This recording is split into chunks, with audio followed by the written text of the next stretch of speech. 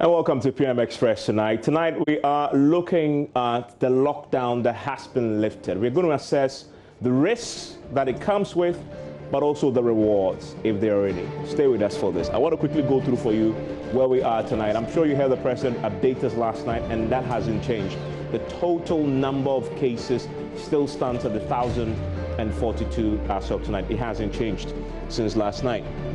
We also know that as far as the president is concerned, from last night, the restrictions have been lifted in Accra and Kumasi. So as you can see throughout the day, people are moving around, and the regional spread is also gone up. Ashanti region is 42, Easting is 51, Central is now 7, Greater Accra, where the overwhelming majority of cases can be found, is 882 cases. If you go to other parts of the country, you will notice that Upper West is 8, shares that number with the Upper East region. And Northeast is 2, and the Northern is 11. One more case has been added to the 10 that we know were put in mandatory quarantine there.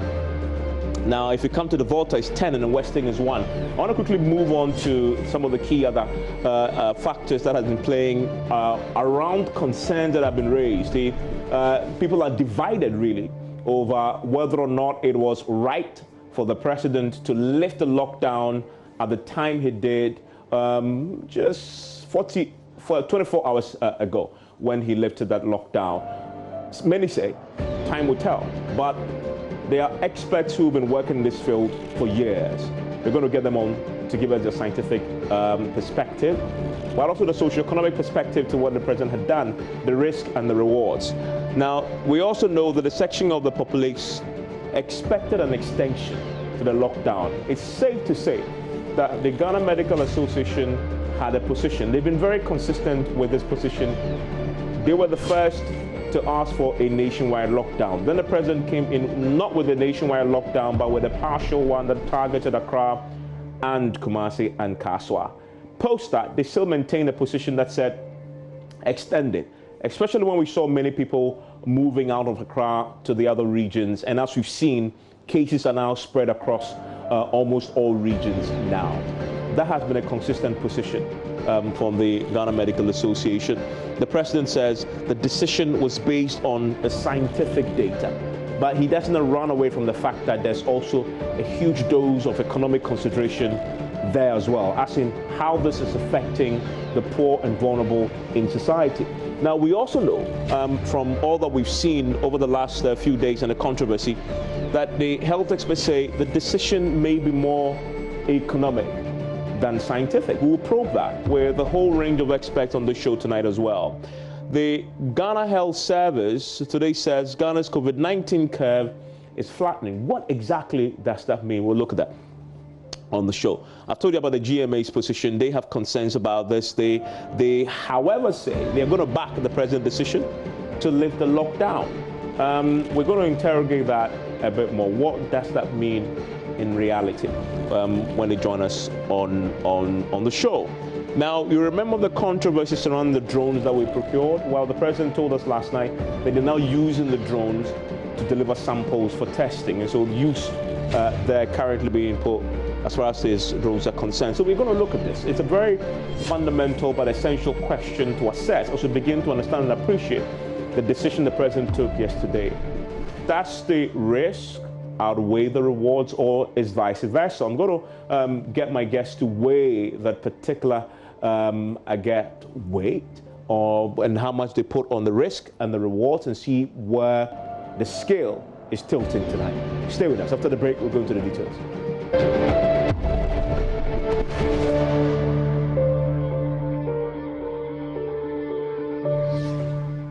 And you're live on PM Express tonight. My guest joining me via Zoom tonight is Dr. Titus Bayo. He is the Deputy General Secretary of the Ghana Medical Association, and they met with the president today. The president was attempting to justify and explain his decision to the Medical Association. It's very interesting to hear his thoughts after that meeting. Also joining me tonight is Dr. Michael Owusu. You know him. He's a friend of the show. He's been with us throughout this crisis.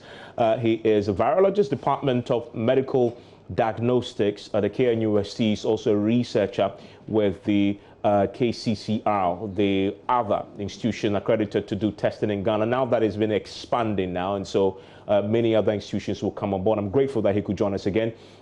Because you're looking at the lockdown, we're delighted also to get an international perspective from a country where there's a huge debate whether to lift the shutdown, the lockdown, or not. That is the United States of America. There's a big debate there, and I'm delighted that Dr. Bertha Serwaa-Ayi can join us again. She's a specialist in clinical infectious diseases and an adjunct assistant professor of medicine at the Kansas Health Sciences Center, and she also connects via Zoom.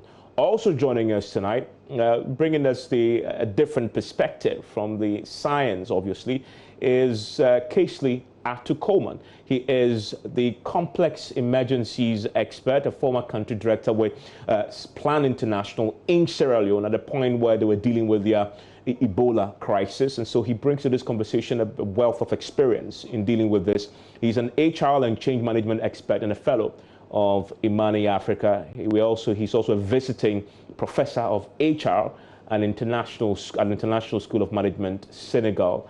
Thank you all for joining me here on the PMX. I want to quickly start by taking quick reactions to the decision to lift the lockdown. Dr. Wusu, let me start with you briefly. What's your reaction to the decision to lift the lockdown? Well, good evening to your viewers.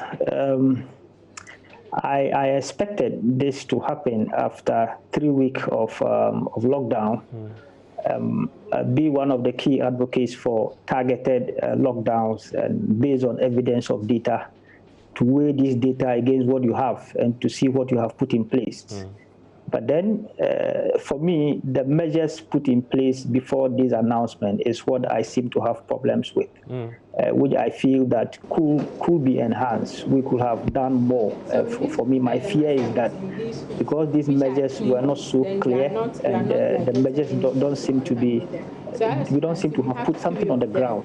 It means things will be quite difficult for us unless we begin to advance these measures and begin to clarify some of the issues or statements that were made. So I think that, yes, if you want to go by what I call the hammer and the dance approach, or what we call the flexible and the restrictive approach, you play around the reproductive number of the virus and based on the activities you put in place. So as and when you move in with your interventions, as and when you expand your testing, as and when you hold those who are infected, you can relax the measure to allow the other populations to move and undertake their routine activities whilst you put in place strong monitoring mechanisms. And as soon as you begin to see that your virus infectivity rate or the reproductive number begins to change, then you move in again with the lockdown. I mean, for our peculiar social structure and for people with about 60% informal sector,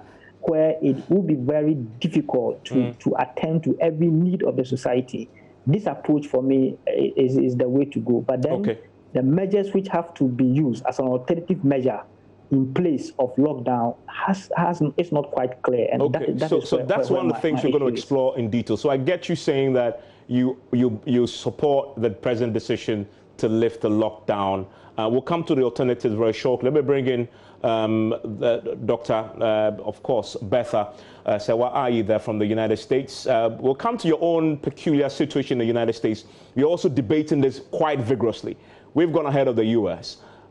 Quickly tell me, when you heard the decision that we've lifted the lockdown, from a scientific point of view, did you say good decision or a bad decision? I wouldn't say good or bad. I'll just say I felt nervous based on what I know about the trajectory of this disease. Okay, very interesting. When you look at the trajectory, what do you say? What are you saying in respect of the way Ghana's case has moved and the signs that we heard from the president to back the decision? If you would permit me to share my screen, I feel, can you see my screen? Not yet. I'm pretty sure that it's going to come up very soon, but you can speak to it. Okay. Well, if you look at the disease, if you go to the WHO website and you look at the disease, you might have to give me permission. But if you look at, you realize that on the 4th of March, the whole of Europe, they had only 909 cases. And the 4th of March is exactly 7 weeks from today. Maybe not exactly, but it's about 7 weeks. If you look at the United States or the Americas, on the 14th of March, which is exactly about 5 weeks away, the whole of the Americas, including North and South America, they also had actually 243 cases.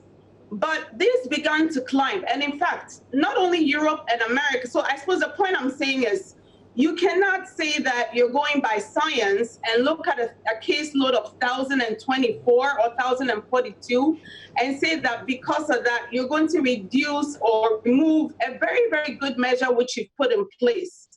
If when it was the 4th of March, Europe had decided to take all the right measures, they wouldn't be where they are. So within 7 weeks, Europe went from 923 cases to 1.1 million. That is just 7 weeks. So you have to look at the science of the exponential growth of this disease. And even just looking at China alone, for most of January and February, the reason why President Donald Trump gave a thumbs up to President Xi of China was that he thought the disease was going to be just there, because almost all of February at every WHO briefing, the Director General will say that, you know what, the rest of the world, just relax, take it easy. 99% of the disease is in China. 80% of it is in the Hubei province, and Hubei province is on lockdown, so just take it easy. Little did he know that the few cases that had gone out were going to set up hotspots in Europe, Italy, America, and today, look at what they're in the millions. America in 5 weeks, went from 243 to almost 800,000. I think that America lagged behind Europe by exactly 14 days. We are lagging behind America by from May 18 to now, so let's say 12 plus 20. We're lagging behind America by 5 weeks. The virus has not changed because our scientists have proven that it is the same strain of virus. Also, if you think because we're blacks, it won't affect us the same way, you should look at what is happening to the African Americans in the United States, who are bearing the brunt of almost 80% of the deaths, even though they make up less than 20% of demographics. What this tells us is that we're no special. We just happen to be behind a power curve that is moving. It's sort of like being told that there's a hurricane coming. You can decide, well, I don't feel any rushing wind. I don't feel anything. Why should I prepare for a hurricane? Meanwhile, you've been told that the hurricane has been through Florida, Europe, America, is coming to Africa. And then you say, well, because I don't feel the wind, I've looked at the signs of the wind direction. It's not coming my way. And so I'm going to relax. Having said that, I must give credit that among the African countries, Ghana is leading in terms of being proactive testing. We've tested the most. We're about the 5th in terms of numbers. We're doing, in fact, some countries don't even know where to start. They're still looking for help from outside. So we've done a lot. But my point is, for being the gateway to Africa and the star of Africa, for what we've done, we don't have to let our guards down, because if you truly want to look at science, then you really should be looking at these graphs. I don't know if we're able to finally capture the graphs I was sharing, but it's important to look at this information before we start letting our guard down. Thank you.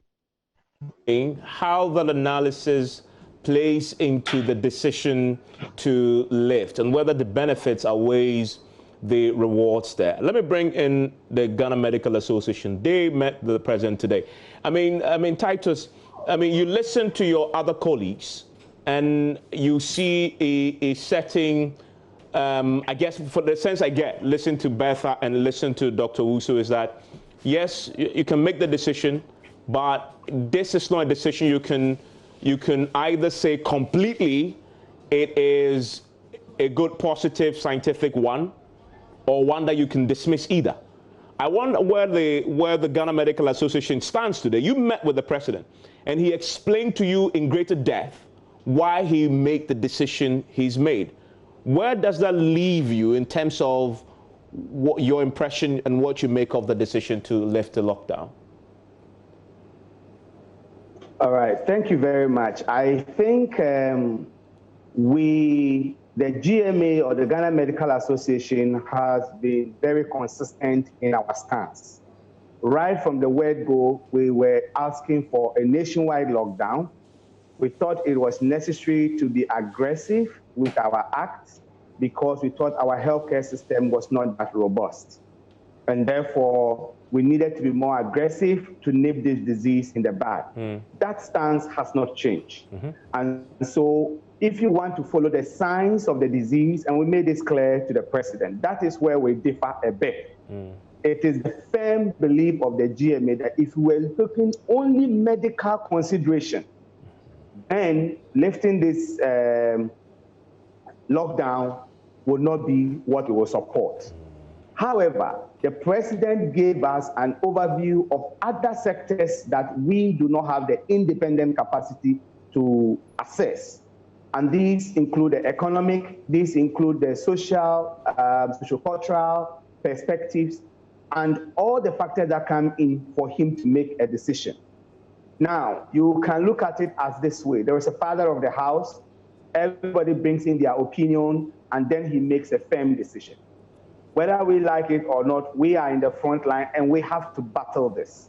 The question we ask ourselves is, yes, we agree with you up to a point, we have a point of difference, and the point of difference is that if it is based on the science, if it's based on the epidemiology of the disease, if you ask our opinion, we would say don't lift this partial lockdown. However, you have explained to us that you have taken other considerations and you think it's in the supreme interest of the nation to do that. As soldiers in the war front, what do? Retreat? Certainly not. We will fail the nation at this point. And that is why we pledge our full support that the decision has already been made. We have to join and we have to battle it and make sure that we come to a very good end for the nation. So I think that distinction must be made clear. If you follow all our communication, we've made it very, very clear that when we had a 2-week lockdown, at that time we were saying it should have been nationwide because we fear that there will be internal migration and the disease to spread to other parts of the world. For clarity, Titus, Unfortunately, just for clarity, Titus, I almost hear you saying that if you leave it to the Ghana Medical Association purely based on science and medicine, do not lift the lockdown. We won't support it. However, he's already taken a decision not only considering medicine and science, but socio-economic implications. Once that decision has been made, you say, well, it has been made. And so you work with what you have. In essence, that's what you're saying. Exactly. That is our position. If you were following only medicine, only the epidemiology of it, which is our domain, we would have advised otherwise. And indeed, today we made it known to the president. If we were consulted prior to this decision, our position has been consistent and it will be the same. That is, we think we are making some gains. Let's maintain the lockdown to consolidate those gains. However, if in the supreme interest of the nation, he has assessed other areas that we do not independently have a means of verifying those, and we cannot assess those areas. And that decision has been made. We cannot, in the middle of this battle, at this point, throw our hands in despair. All we have to do is to support the president, to support and the direction of the nation, and call everybody to come in. And therefore, in that line, we make additional suggestions as to how we can optimize this decision in the supreme interest of the nation. I want to bring in Kingsley Atukoman. Kingsley, so from what I'm hearing, if you listen to the science, and Dr. Titus, Bayo there, you've listened to, of course, Dr. Wusu and Dr. Betta Ayi as well, the science should be considered quite strongly in tilting the scale. But it appears that, if you listen to what the GMA is saying, it appears that the socio-economic factors weighed quite heavily in tilting the scale, right? I mean, you were in Sierra Leone. You worked when Ebola was ravaging that country. What's your analysis of that? If that is really what tilted the scale, Should it have tilted the scale, knowing what happened in other jurisdictions, especially with Ebola?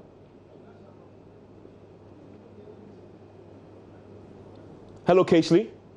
Do I still have Casely with me? Okay. Hello, Casely. Okay, I don't seem to have Casely. Do I have Casely?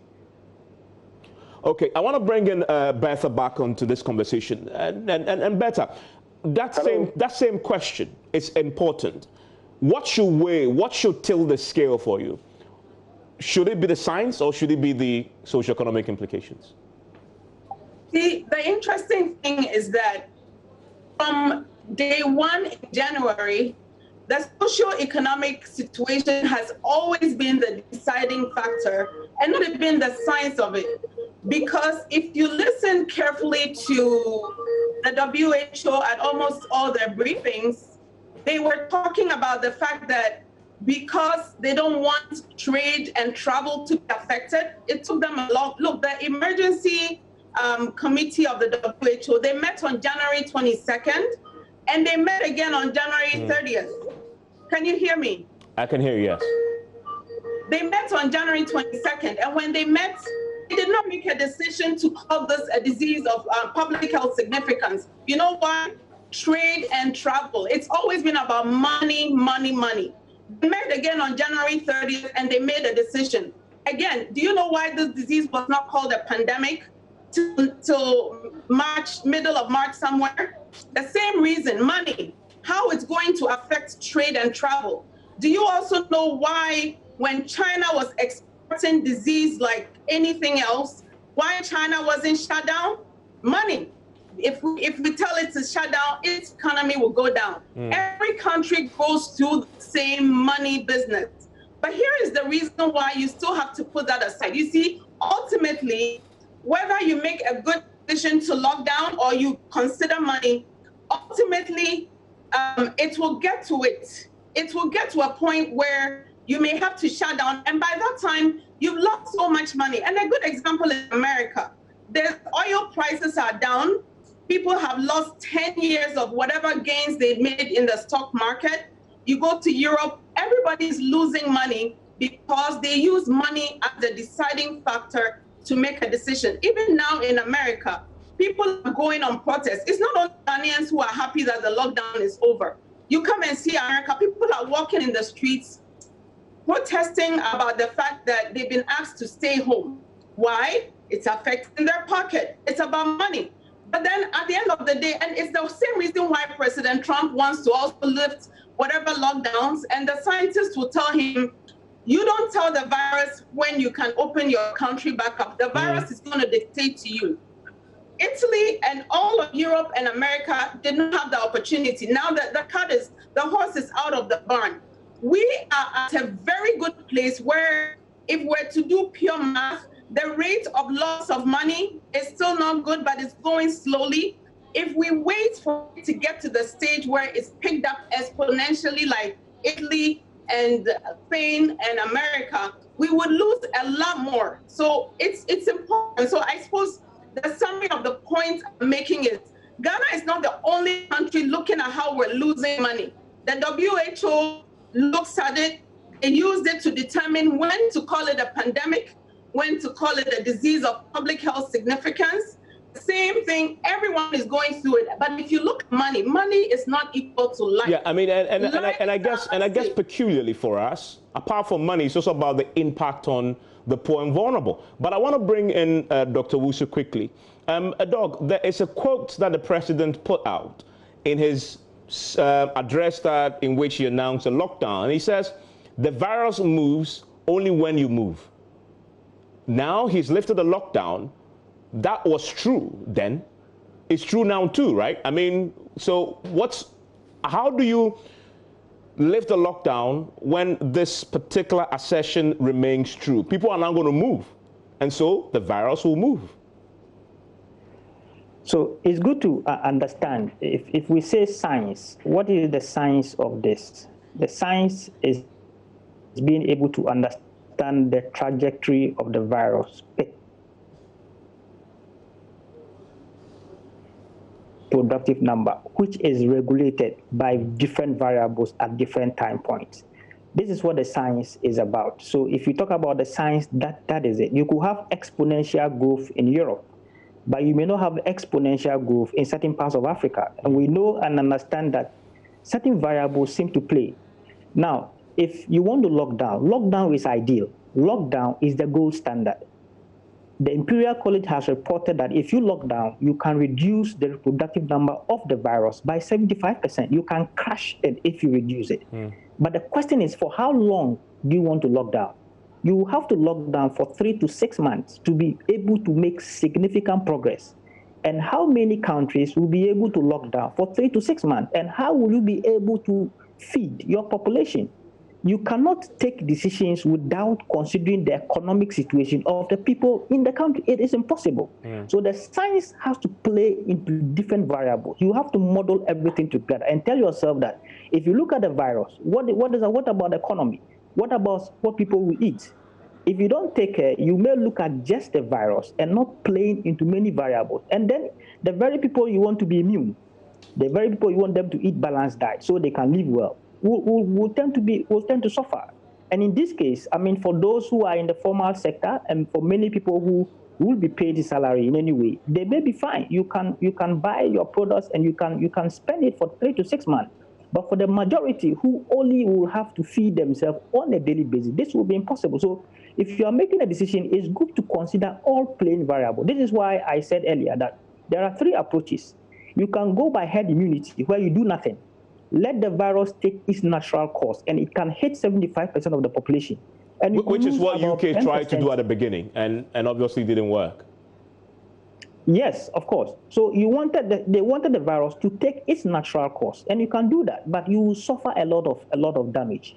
You can go for the lockdown, and we can talk about lockdowns for different countries. Singapore, Taiwan, everybody seems to have gotten it wrong. Why?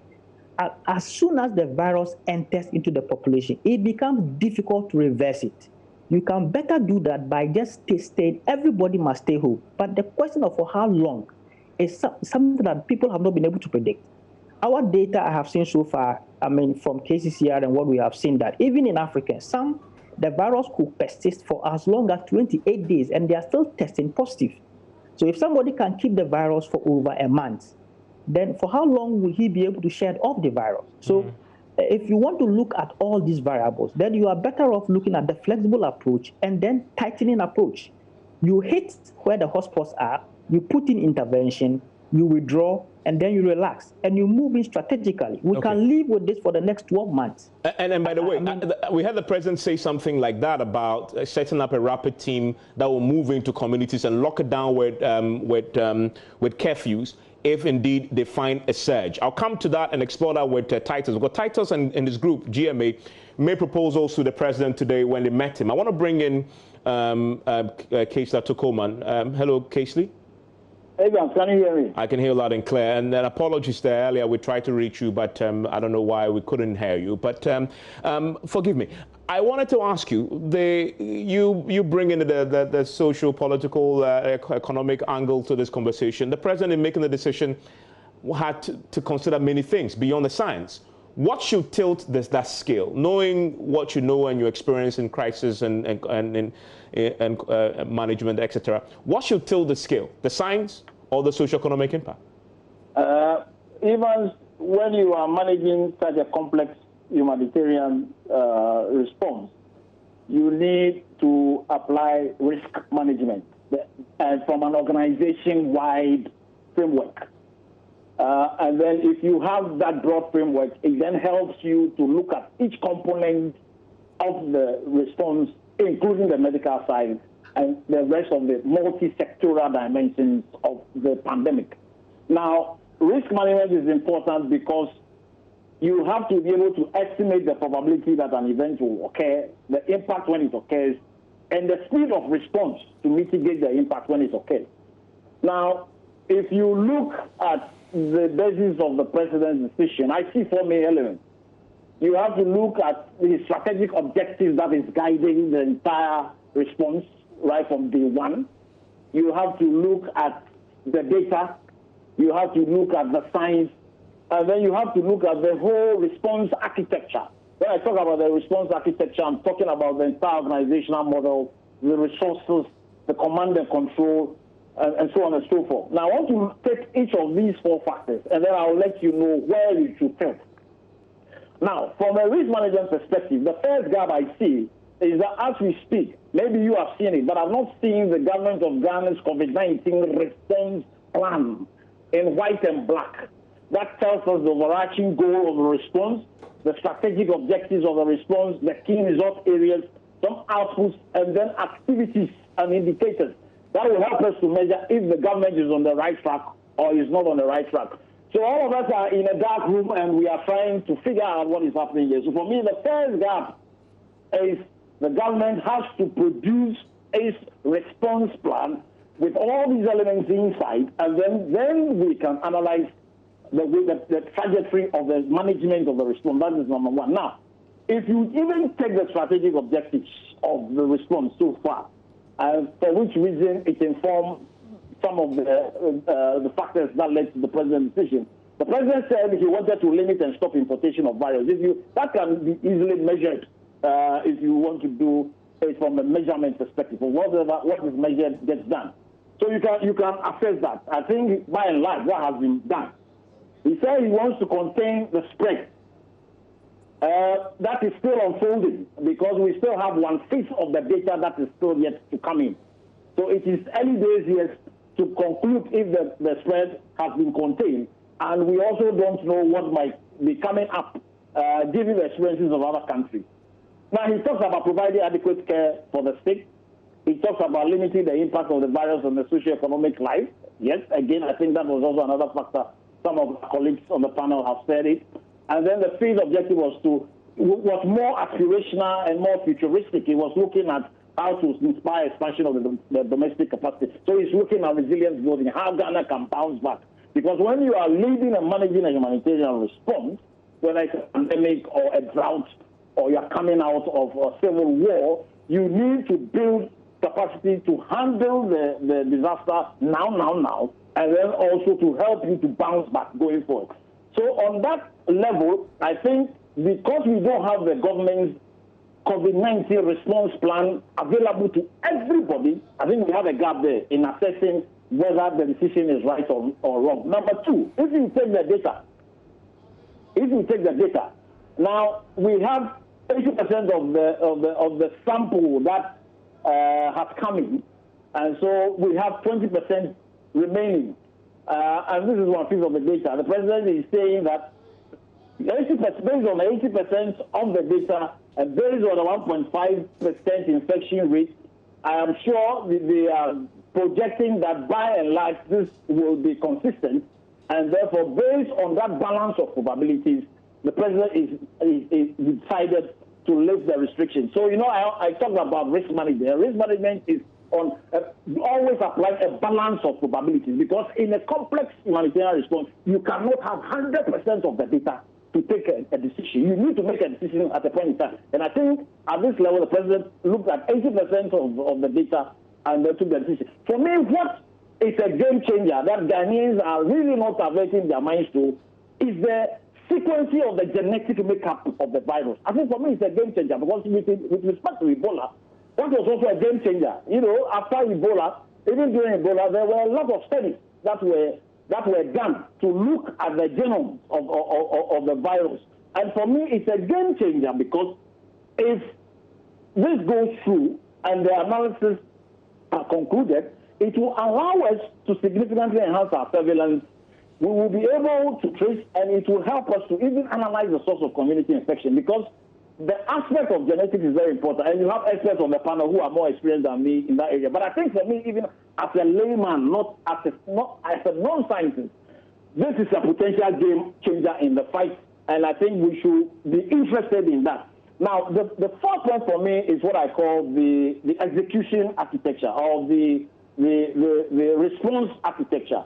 Now, the president is telling us that based on the capacity that he thinks Ghana has, the use of technology, using drones to transport samples more quickly, that introduce the element of speed, introducing rapid resource testing, having the capacity to map out and project the current and future hotspots, expanding treatment centers, ramping up the number of laboratory centers, laboratory testing centers. I think it's even said looking at one region, one testing center, scaling up the production of PPEs. For me, I think the president is saying that he knows that he has only 80% of the data. He knows that 20% is outstanding, but he is satisfied that his execution architecture is able to manage the disaster in as and when it arises. Now, for me, there are a lot of risks and there are a lot of rewards. In terms of the risks, I see a few of them. Number one, because we have 1/5 of the data that we are still awaiting the results, I believe if we had extended this for another week, we will have finished all the outstanding 18,000 samples and will have been able to maximize the data for decision making. So you are for an extension? You believe an extension would have been appropriate at this time? Yes, an extension would have been appropriate so that we can get all the 18,000, so that we have 100% of the sample, and then you can then maximize the data for decision making. That is number one.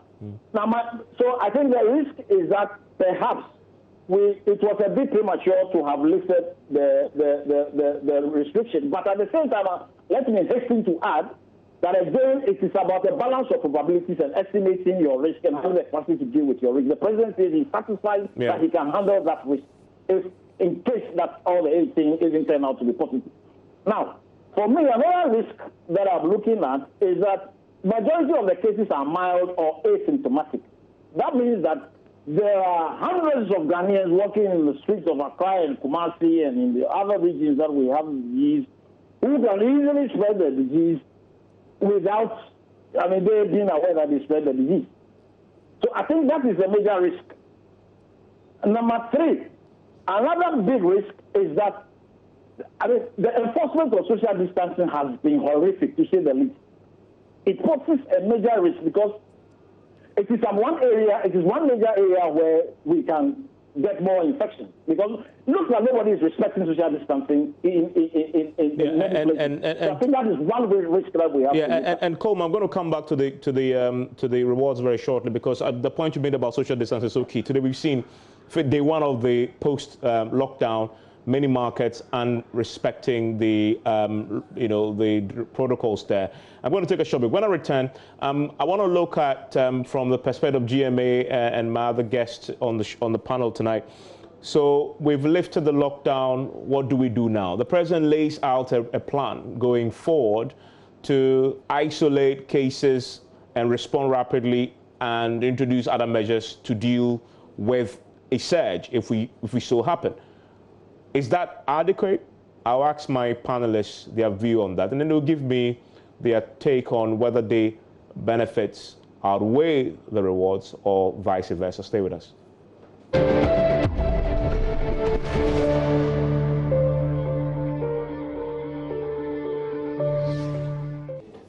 Let me bring in my guests who are still with me on the show tonight on PM Express. We have the Ghana Medical Association's titles. You have Berta Ayi from the US who's joining us. We also have Dr. Wusu from KCCR and, of course, Casely Atukoman also joining us tonight. I want to go to you, titles.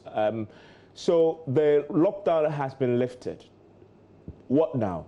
What do we need to do to avoid the situation we've seen in China, where they started relaxing the lockdown and quickly realized that there's the surge? We've seen that in other countries as well, especially also we've seen South Korea do same. In Japan, they started relaxing and they saw a surge. What was your proposal to the president when you met him today? Yeah, thank you very much, Evans. So I think our proposal to the president was that once this decision has been arrived at, we must make the most of it. First one, we talked about the safety of the health workers. These are the people we require in this battle. And the picture isn't looking good. So we stress the need for the PPEs to be available. There's increased local production, but we want that expedited, and we want them available at the point of service delivery. And then the testing, we had a major complaint with the testing. The president has talked about plans to improve the testing capacity. What is happening now is that we have done tremendously well by being one of the highest testing countries in Africa, but this is fraught with some challenges. For instance, we have long delays before results coming, and this is resulting in groups of medical practitioners being quarantined. Sometimes a sample is taken, it takes 8 days before the results comes. No one knows the results, and when the results comes in, all of a sudden, some people are positive, and all the people these medical practitioners have interacted with have to all undergo quarantine, and this leads to shortages in our staff. We also asked for the president urged that people should use the masks. We actually wish it was mandatory.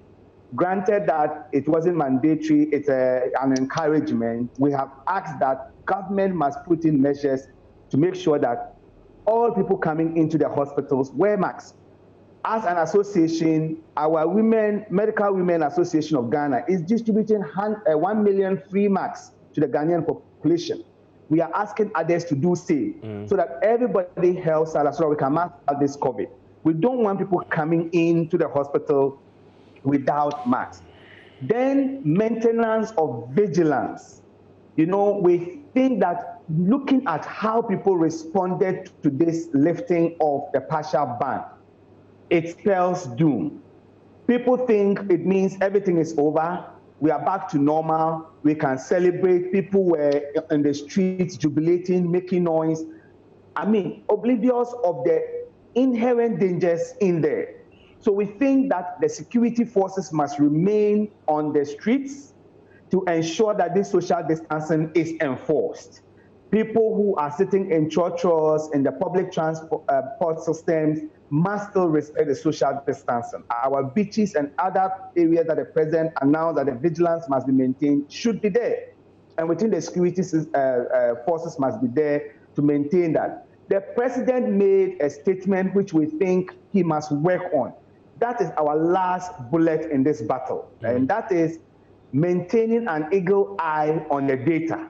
So when we see a hotspot somewhere, if there's a need to impose a curfew there to stop complete movement of people in that area, that must be done as a matter of urgency. So that targeted quarantine is all we have left now. And that one should be taken with urgency if the need arises. There should be no delays at all. And we have also suggested that there must be improvement in our isolation and treatment center. There are critical questions to ask. Our 1,042 people who have been tested positive, where are all of them now? Are they all in isolation? We were told that they've identified them and taken. I heard today from the Ghana Health Service Director that they've isolated them and taken them out of the population so they can't infect anybody. Well, the information we have or what we are picking from the ground means that a lot needs to be done in that area. Because there are people who have been asked to self-isolate at home, and we don't think that that is being obeyed. Yeah. And we think that the isolation centers, if you move out of Accra, most of the part of the country, isolation centers, the capacity is very, very low. Very low. And that needs to be.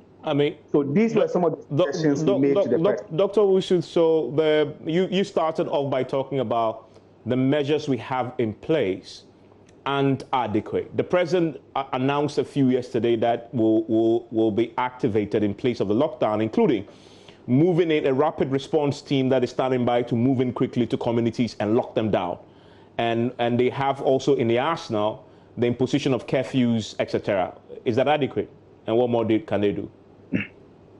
Yeah, so that is the issue I have. I think the measures are not adequate. And I quite agree with your previous speaker who said that you must have a plan when you relax or ease measures.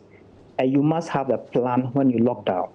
So I expected that adequate plan should have been in place before you ease. Easing is fine, but then the plan. So Dr. Titus mentioned some variables, and I want to highlight a bit on some of them.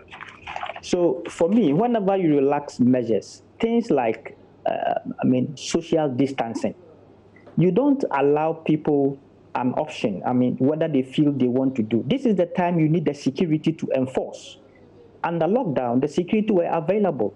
But now that it's flexible, the security, you can't find them. But this is the time you need them most, even more than before. And for me, I thought there would be an adequate security plan in place when you ease the measures.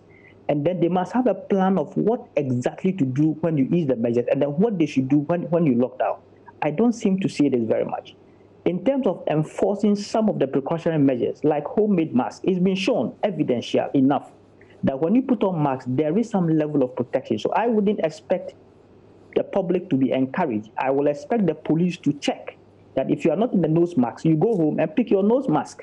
If you don't have an alcohol sanitizer on your hand, you go home and look for it. If you don't have it in your car, you go back. So this is the time you need this to be done strongly. I also think that there was the plan for educating the masses about what to do when you ease the measures seemed not to be adequate. So people thought that the virus is over. So they are jubilating all over. They are happy walking on the street. They thought that it is done already. And I thought that the educational approach before you ease measures should have been much stronger than before. Measures to ease slums and crowded places, I don't seem to see that. Because when you have congestion and many people are slums, there is a potential that when this sparks within the slum, you cannot handle it. So I expect that before you ease, you should have made an adequate provision for some of this. Measures on testing, I was happy to learn that we will soon have over 100 PCR testing at the regions. It was my wish that this should be in place before you implement the flexible approach. Because when you go to the flexible approach, there is a likelihood of multiple contacts that could trigger infections. But when these infections trigger, the testing facilities must be adequate to be able to undertake this and to test and release results. So when the system is already not in place and you put in the flexible approach, you risk having a delays and implementing your measure become very, very difficult. Measures on prioritizing testing for frontline workers. I expect a policy on this, that when a health worker suspects that he or she is infected, they must be the first line priority more than any other thing. Because when they don't get the option of testing first and their results delayed, then of course. And we heard Titus, and sorry, the line has frozen there, say quite surprisingly that it takes about 8 hours to get some of the test results from the frontline health workers. We will move in with the surveillance method, but then I was thinking that things like the use of mobile apps to be able to help us track the movement. For instance, in other countries, we should have apps to guide people who are in isolation when they move out of isolation or they move out of quarantine. And now we see the Ghana Health Service now trying to put in place this COVID-19 tracker app. I want to quickly bring in Ato Casely Coleman there on this. So, Casely, you were telling me, and if you can wrap it up for me. So, for you, between the benefits and the rewards, which one, I guess, holds sway for you? Which one is weightier in this conversation? I think it's a combination of the two. My concern is that the social mobilization and community engagement has been very weak. And also because the social mobilization and community engagement has been weak, education has been weak, sensitization has been weak, and the weakness is even reflecting in the increased level of stigmatization of COVID-19 patients who have recovered. If you look at the rate of recovery, I think it's very encouraging. So it means more people are going to recover from the disease. And if they are going to be stigmatized, that is also another risk that we might have to also consider. So, but if you put everything together, I can understand the basis why the president lifted the restrictions. But I think the decision has been made. We have to support the government to be able to strengthen the gaps that all of us have mentioned. And I believe one aspect which is very critical will be investing and ramping up social mobilization and community engagement, involving our traditional authorities, involving our political authorities, involving our faith-based leaders, using our community structures so that we can, all of us can, spread the message and help to defeat the fight. That is the weakness that we have. I'm grateful. That's Casely Coleman. Dr. Bertha, I will have you back, definitely. We just ran out of time on this as this conversation continues with COVID-19. Dr. Michael Owusu, Dr. Titus Vega, you want to join us tomorrow? We're going to be probing the science behind the presidential decisions with some of the men who have been advising the president. Join us tomorrow with your questions as well. Enjoy your evening.